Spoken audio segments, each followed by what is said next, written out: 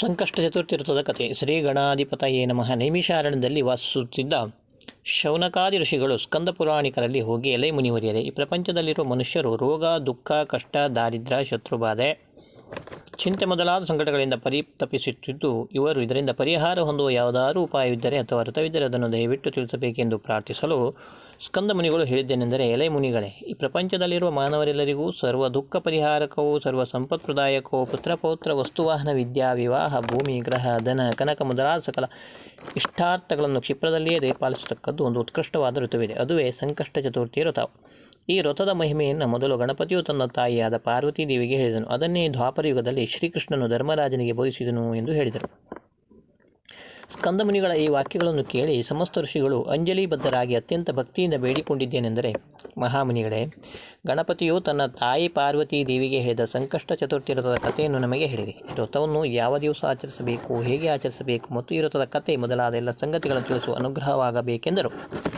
ಆಗ ಸ್ಕಂದ ಋಷಿವರೇಣ್ಯರು, ಎಲೆ ಋಷಿಗಳೇ, ಕೃತಯುಗದಲ್ಲಿ ಈ ವ್ರತವನ್ನು ಹಿಮರಾಜನ ಮಗಳಾದ ಹೇಮವತಿಯು ಶಿವನೇ ತನ್ನ ಪತಿಯಾಗಬೇಕೆಂದು ಅಪೇಕ್ಷಿಸಿ ಘೋರವಾದ ತಪಸ್ಸು ಮಾಡಿದಳು. ಮತ್ತು ಆಗ ಆಕೆಯು ಹಿಂದಿನ ಜನ್ಮದಲ್ಲಿ ತನ್ನಿಂದ ಉತ್ಪತ್ತಿಯಾದ ಗಣೇಶನನ್ನು ಕುರಿತು ಸ್ಮರಣೆ ಮಾಡಿದಳು. ಹೇಮವತಿಯು ಸ್ಮರಣೆ ಮಾಡುತ್ತಲೇ ಗಣೇಶನು ತನ್ನ ತಾಯಿಯ ಇದರಲ್ಲಿ ಪ್ರಕಟವಾದನು. ಹೇ ಹೇಮವತಿಯು, ಎಲೆ ಗಣಪತಿಯೇ, ನಾನು ಈ ಮೊದಲು ಕೈಲಾಸಪತಿಯಾದ ಶಿವನೇ ನನ್ನ ಪತಿಯಾಗಬೇಕೆಂದು ನಾನು ಕಠೋರವಾದ ತಪಸ್ಸು ಮಾಡಿದೆನು. ನಾನು ಮಾಡಿದ ತಪಸ್ಸು ಅತ್ಯಂತ ದುರ್ಧರವಾದಾಗ್ಯೂ ನನ್ನ ಆಶೆ ಕೈಗೂಡಲಿಲ್ಲ.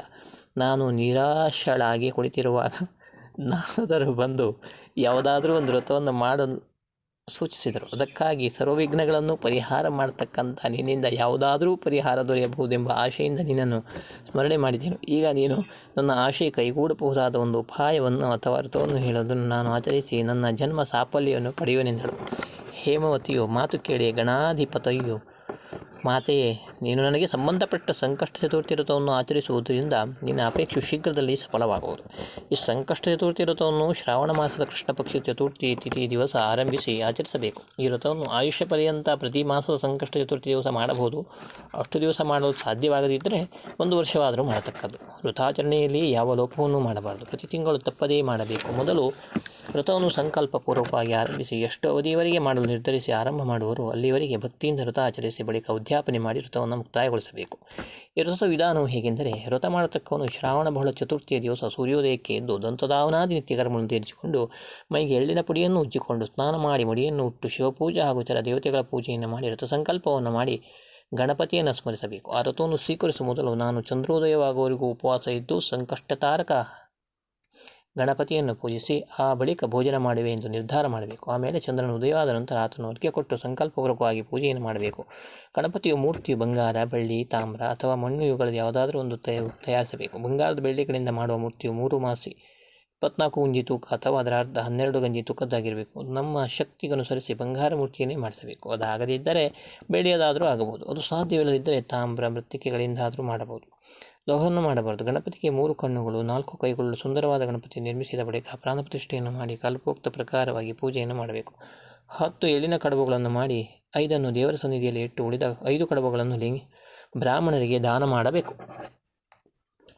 ಮತ್ತು ತನ್ನ ಶಕ್ತ್ಯಾನುಸಾರವಾಗಿ ದಕ್ಷಿಣೆ ಕೊಡಬೇಕು. ಆ ಬಳಿಕ ಗಣಪತಿಯ ಹತ್ತಿರದಲ್ಲಿದ್ದ 5 ಕಡಬುಗಳನ್ನು ತಾನು ಸ್ವೀಕರಿಸಬೇಕು. ಆ ದಿವಸ ರಾತ್ರಿ ಜಾಗರಣೆಯನ್ನು ಮಾಡಿ ಮರುದಿವಸ ಪಾರಣೆ ಮಾಡಬೇಕು. ಪೂರ್ಣ ಉಪವಾಸ ಮಾಡಲು ಶಕ್ತಿ ಇಲ್ಲದಿದ್ದರೆ ಒಂದು ಹೊತ್ತು ಆದರೂ ಉಪವಾಸ ಮಾಡಬೇಕು. ನಿಶ್ಚಿತ ಕಾಲದವರೆಗೆ ವ್ರತವನ್ನು ಆಚರಿಸಿದ ಬಳಿಕ ಉದ್ಯಾಪನೆಯನ್ನು ಮಾಡಿ ಮುಕ್ತಾಯಗೊಳಿಸಬೇಕು. ಉದ್ಯಾಪನೆ ವಿಧಿ ಹೇಗೆಂದರೆ, ಉದ್ಯಾಪನೆ ಕಾರ್ಯವು ಸಹ ಶ್ರಾವಣ ಬಹಳ ಚತುರ್ಥಿ ದಿವಸವೇ ನಡೆಯಬೇಕು. ಆ ದಿವಸ ಸದಾಚಾರಿಗಳು, ಸುಶೀಲರು, ಶಾಸ್ತ್ರ ವಿಶಾಲರೂ ಆದ ಬ್ರಾಹ್ಮಣರನ್ನು ಭಕ್ತಿಯಿಂದ ತಮ್ಮ ಮನೆಗೆ ಕರೆಸಿಕೊಂಡು ಅವರು ಹೇಳಿಕೆಯಂತೆ ಎಲ್ಲ ಕಾರ್ಯಗಳನ್ನು ಸಾಂಗಗೊಳಿಸಬೇಕು. ಸಾಧ್ಯವಿದ್ದರೆ 21 ಜನ ಬ್ರಾಹ್ಮಣರನ್ನು ಕರೆಸಿಕೊಂಡು ಗಣಪತಿಯು 21 ನಾಮಗಳನ್ನು ಅವರಿಗೆ ಕಲ್ಪಿಸಿ, ಗಣಪತಿ 21 ನಾಮಗಳು ಗಜಾಸ್ತ್ಯ, ವಿಘ್ನರಾಜ, ಲಂಬೋದರ, ಶಿವಾತ್ಮಜ, ವಕ್ರತುಂಡ, ಶೂರ್ಪಕರ್ಣ, ಕುಬ್ಜ, ವಿನಾಯಕ, ವಿಘ್ನನಾಶ, ವಿಕಟ, ವಾಮನ, ಸರ್ದದೈವತ, ಸರ್ವಾರ್ಥನಾಶ, ಭಗವಾನ್, ವಿಘ್ನಹರ್ತ, ಧೂಮ್ರತ, ಸರ್ವಾದಿದೇವ, ಏಕದಂತ, ಬಾಲಚಂದ್ರ, ಗಣೇಶ್ವರ. ಗಣಪತಿ 21 ನಾಮಗಳಿಂದ ಒಬ್ಬೊಬ್ಬ ಆಚಾರ್ಯನು ಗುರುತಿಸಿ ಅವರನ್ನು ಗಂಧವಸ್ತ್ರ, ಪುಷ್ಪಹಾರ, ಭೋಜನ ಲಕ್ಷಣಗಳಿಂದ ತೃಪ್ತಿಪಡಿಸಬೇಕು ಮತ್ತು ವಿಧಾನಪೂರ್ವಕವಾಗಿ ಹೋಮ ಮಾಡಬೇಕು. 7 ತುಪ್ಪ ಮೋದಕಗಳನ್ನು ಆಹುತಿಯಾಗಿ ಸಮರ್ಪಿಸಬೇಕು. ಆಹುತಿ ಕೊಡುವ ಸಂಖ್ಯೆ 1008 ಅಥವಾ 108 ಇಲ್ಲವೇ 28 ಆದರೂ ಆಗಬಹುದು. ಇದನ್ನು ಮಾಡಲು ಅಸಮರ್ಥನಾಗಿದ್ದರೆ 8 ಮೋದಕಗಳ ಆಹುತಿಯನ್ನಾದರೂ ಅಗ್ನಿಯಲ್ಲಿ ಹವನ ಮಾಡಬೇಕು. ವೇದೋಕ್ತ ಮಂತ್ರಗಳಿಂದ ಅಥವಾ ನಾಮಮಂತ್ರಗಳಿಂದಲೂ ಹೋಮ ಮಾಡಬಹುದು ಮತ್ತು ಆ ದಿವಸ ದಂಪತಿಗಳ ಪೂಜೆಯನ್ನು ಮಾಡಬಹುದು. ವಸ್ತ್ರಭೂಷಣ, ಆಭರಣ, ಪಾದರಕ್ಷೆ, ತಂಬಿಗೆ, ತಾಲಿ, ಧನ, ಧಾನ್ಯ, ಆಕಳು, ಕುದುರೆ, ಬಂಗಾರ, ಭೂಮಿ ಮೊದಲಾದ ಅನ್ನು ದಾನ ಮಾಡಬೇಕು. ದಾರಿದ್ರ್ಯ ನಿವಾರಣೆಗೆ ವ್ರತ ಮಾಡತಕ್ಕವರು ಗಣಪತಿಯ 21 ನಾಮಗಳನ್ನು ಕಲ್ಪಿಸಿ 21 ವೈದಿಕ ಜನರನ್ನು ಸಂತುಷ್ಟಗೊಳಿಸಬೇಕು. ಈ ಪ್ರಕಾರ ಗಣಪತಿ ಉಪದೇಶಿಸಿದಂತೆ ಪಾರ್ವತೀದೇವಿ 1.5 ವರ್ಷ ಈ ವ್ರತವನ್ನು ನಿಷ್ಠೆಯಿಂದ ಮಾಡಿದ ನಂತರ ಆಕೆಯು ಮನೋಭಕ್ತಿಯು ಪೂರ್ಣವಾಯಿತು ಮತ್ತು ಸಾಕ್ಷಾತ್ ಪರಮೇಶ್ವರನ ವಿವಾಹವಾಗಿ ತನ್ನ ಮನೋಭಿಷ್ಟವನ್ನು ಪಡೆದಳು.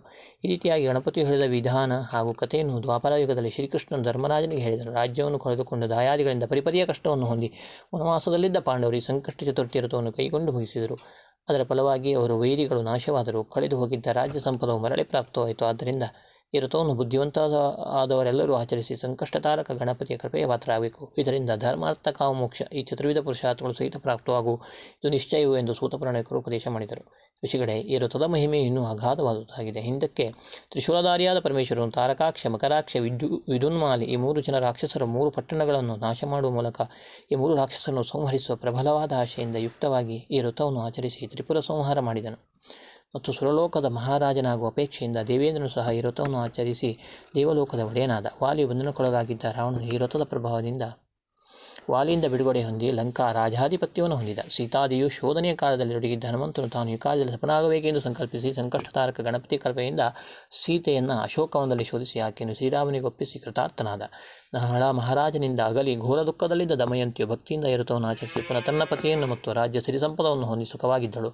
ಶಾಪಮುಕ್ತಳಾದ ಹಲ್ಲೆಯು ಸಂಕಷ್ಟತಾರಕ ಗಣಪನ ಆಶೀರ್ವಾದದಿಂದ ತನ್ನ ಪತಿ ಗೌತಮ ಋಷಿಯನ್ನು ಬೆರೆತು ಸುಖದಿಂದ ಇದ್ದಳು. ಆದ್ದರಿಂದ ಹೇ ಋಷಿಪುಂಗವರೇ, ಗಂಡಾಂತರದ ಪ್ರಸಂಗದಲ್ಲಿಯೂ ಸ್ತ್ರೀ ಪುರುಷರೆಲ್ಲರೂ ಈ ವ್ರತವನ್ನು ಆಚರಿಸಿದವರು ತಮಗೊದಗಿದ ಸಂಕಷ್ಟದಿಂದ ಸುಲಭವಾಗಿ ಪಾರಾಗುವರು. ಈ ವ್ರತದಿಂದ ಎಲ್ಲ ಆಶಾಕಾಂಕ್ಷಿಗಳು ಹೊಂದುವರಲ್ಲದೆ ಕೊನೆಗೆ ಅವರ ಗಾಣಪತ್ಯ ಲೋಕವನ್ನು ಸಹ ಸೇರುವರು. ಹೇ ಋಷಿಗಳೇ, ಈ ಸಂಕಷ್ಟ ಚತುರ್ಥಿ ವ್ರತದ ಮಹಿಮೆಯನ್ನು ಪಠಣ ಮಾಡುವುದರಿಂದಲೂ ಶರಣ ಮಾಡಿದನು ಅವರಿಗೆ